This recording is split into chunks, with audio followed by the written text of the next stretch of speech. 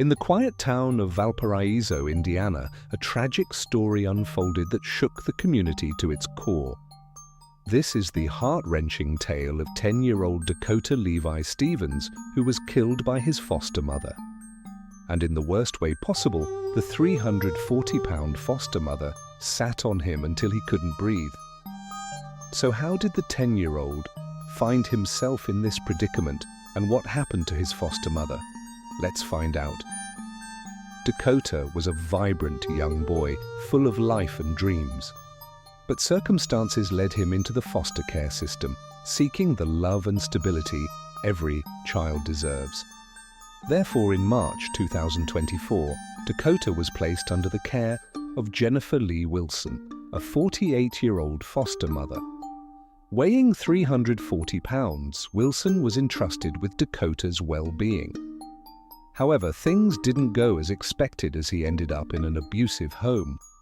Just moments before the tragic incident, Dakota sought help from a neighbor, pleading to be adopted and revealing that his foster parents were abusive. The neighbor noted his distress but didn't observe visible injuries at that time. On April 25, 2024, a confrontation occurred between Dakota and Wilson. In an attempt to discipline him, Wilson restrained Dakota by lying on top of him, applying her full body weight. After several minutes, Dakota became unresponsive. Panicking, she called 911 while she tried to resuscitate the boy.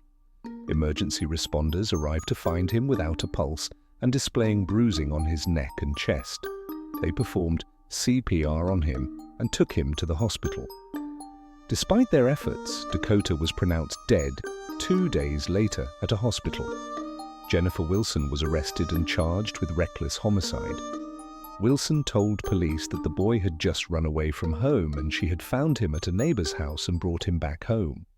She said he was still acting bad and threw himself on the ground, telling her that he was leaving. According to a court filing, Wilson told police that when she attempted to stop him from leaving, she does not know if she tackled Dakota or they fell to the ground. However, her intention was to hold him. She said she sat on his midsection for about 5 minutes. He eventually stopped moving, but she believed he was faking. "Are you faking?"